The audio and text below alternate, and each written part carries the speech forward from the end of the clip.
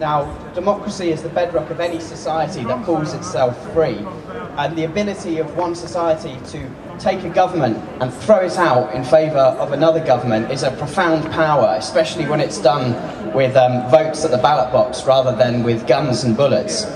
But for that power to be exercised properly and fairly, it's fundamental that every person must have a vote that is fairly obtained and worth the same amount as every other person's vote. Because a society that silences certain groups or takes votes away from other people can't boast that it's truly free or democratic. It was just 100 years ago that women didn't have the right to vote in Britain. And it took decades and decades of throwing bricks through the windows of Downing Street or Emily Davidson sacrificing her own life so women could get the vote. These sorts of struggles continue and will always continue until people have an equal and fair vote. It's not acceptable in the 21st century for your vote to be determined by your gender or your race or your religion. But currently in Jersey, it can be determined by where you live. And we think this is wrong, because when you don't have a government that is truly based on democracy and an equal vote from every person, inevitably it's not going to represent the people properly.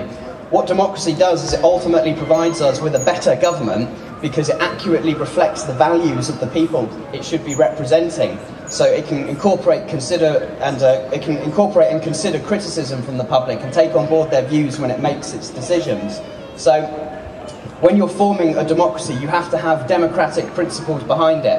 And those principles are that every voter should have the same number of votes, every politician should represent the same number of people, and the system has to be simple and easy to get to grips with. And of the three reform options we have before us on this referendum next week, it's only option A that represents all three of these democratic principles, whereas options B and option C encompass none of them.